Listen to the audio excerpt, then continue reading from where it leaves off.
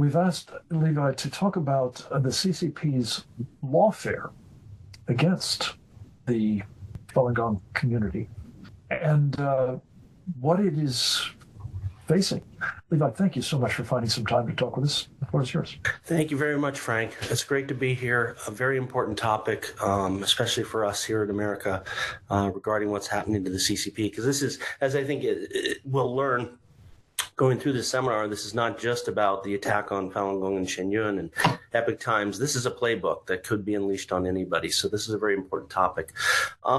So looking at the lawfare, I mean, look, the day the persecution of Falun Gong started back in July 1999, there was transnational repression. Now, we didn't even know what that term was at the time, but we had people who had apartments being broken into in New York City, death threats. People had to leave New York City. Volunteers with the Falun Gong community had to leave. We were told by authorities shortly after that assassins had been sent out from China. And the propaganda coming out from the Chinese regime was immediate and abundantly clear. In fact, in the last APEC meeting that then President Clinton attended, and Jiang Zemin, the architect of the persecution in China and the head of the CCP at that time, the first thing that Jiang Zemin did when he saw him at that APEC meeting at the end of '99 was hand him a big propaganda book and materials denigrating, vilifying Falun Gong, trying to justify this nascent sort of persecution that had just started 5 months earlier. And it's been the same since then. Condoleezza Rice got the same treatment a couple of years later, and so on. Governors, senators, congresspeople, mayors, city councils. Over the last 25 years, the amount of pressure put on American authorities, American government leaders to not support Falun Gong, to turn away, to not expose terrific crimes like forced organ harvesting that was discussed earlier. So this has been very, very consistent. The lawfare is an interesting and very difficult element to this, particularly because it is essentially the Chinese regime weaponizing our own institutions. Ironically, the institutions that really sort of support and galvanize our democracy against Americans, residents in America, to achieve the aims of Beijing. So this isn't entirely new. We have Department of Justice indictments. We have letters from U.S. attorneys that show that Chinese spies, when they come here, they openly admit in deposition, yes, this is one of their techniques. They try and file lawsuits against dissident organizations like Falun Gong, like Shen Yun, simply to get bad press, simply to sort of stifle their operations. We know this. There's also another type of lawfare. Maybe I could define the term a little bit because I think people use that in different ways. It is not only using the judicial system with individuals and organizations, like filing lawsuits. It's also the weaponization or manipulation of government agencies, particularly regulatory agencies. And so while we know these Chinese spies and proxies for Beijing have been utilizing our court system in this manner, we also know they approach our government agencies. In fact, just probably a little over a year and a half ago, 2 Chinese spies were apprehended by the FBI in a sting operation. They were caught trying to bribe what they thought was the IRS to open up an investigation to remove the nonprofit status of Shen Yun. Luckily, the FBI apprehended them, sentenced them. And so you do see this, and we've seen similar type of behavior, pressure by Beijing proxies being put on other sort of regulatory agencies to go after Falun Gong and Shen Yun. And so we know this occurs. We know these lawsuits are being filed, these agencies, they're attempting to weaponize them. But by and large, it's failed. Yes, they were able to drum up some bad press, but in terms of the lawsuits they tried to file, those have all been dismissed. The latest were dismissed with prejudice. The 2 guys that tried to bribe the IRS, obviously those guys wound up in jail.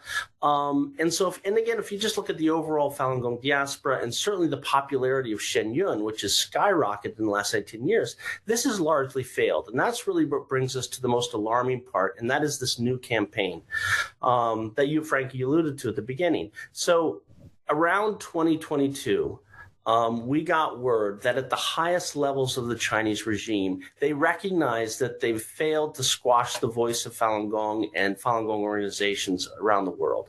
And they needed to up their game. And they needed to do that particularly by weaponizing Western institutions, which they had dabbled in before, against groups like Shen so that it would trigger investigations for the government. It would entice legacy media to write salacious stories against us. It would turn Americans against Falun Gong and Shen Yun. And so they said they were going to do that. We saw that from various sources that came out. And indeed, that's what we've really seen over the last year.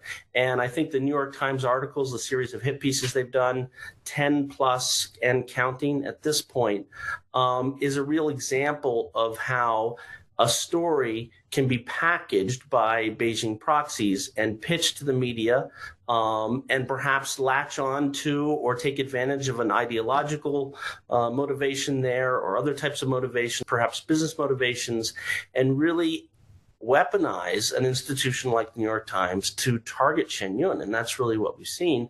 And we've started to see that in other areas too. And I think what's disturbing about this is it doesn't take a lot of digging to detect the sort of the fingerprints of Beijing. And I'll give you an example. I mean, a core set of the interviewees featured in the New York Times articles have public ties to the Chinese government. I mean, they openly talk about it in podcasts and on their social media page. None of this is disclosed in the articles against Shen Yun by the New York Times. And so there's clear and obvious evidence that this is part of this campaign, and yet none of that is disclosed to readers. And you could say the same thing again with the lawsuits. For example, Shen Yun is facing a civil lawsuit, and the plaintiff herself is a foreign national, again, with known ties to the Chinese government. And that person yet is able to, it seems, weaponize our judicial system to come after Shen Yun. And I think what's particularly troubling me as a father is they've really turned night into day. I mean, my experience when my sons first came to the school, I mean, we weren't initially looking for necessarily dance per se. I was looking for a place that would sort of give them a great education, a place that would turn to some of the more traditional methods, learn the classics, do something like classical Chinese dance, which is great for the mind, body, and spirit. It's great for getting the kids off the couch, and really teaching them hard work and diligence and camaraderie. And that's really something I've seen my sons sort of, one of the benefits they've gotten is they've really found their band of brothers of this. So this is a wonderful institution for young people, and yet they've turned this into some sort of, the accusations are this constitutes abuse of young people or exploitation of young people, which is the very opposite of what our experience has been, and really the opposite of all their friends and everything I've seen.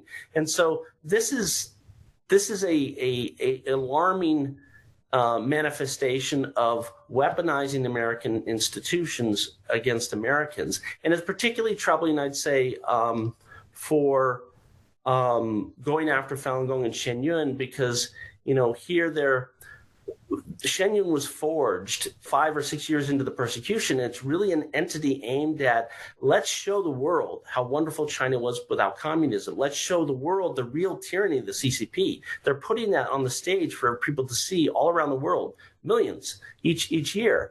And that's a message that the CCP really doesn't want to see. And what we're seeing now is their ability to weaponize, whether it's mainstream media, regulatory agencies, to go after Shen Yun and try and shut it down. And that's a real danger, because this is a playbook. As I mentioned at the opening of my remarks, this playbook can be deployed against any individual or organization that Beijing doesn't like. And indeed, I think that's one of the big concerns, is we're looking at a national security threat is the bottom line. I'll end it there, and we can take up any questions in the Q&A. Wonderful. Levi, thank you very much. This is, again, I think particularly your last point. This is much bigger than what is being done to this relatively small and highly targeted faith community. This is a playbook, as you say, that has really ominous implications for every American, should they find themselves in the crosshairs of the Chinese Communist Party, possibly very literally.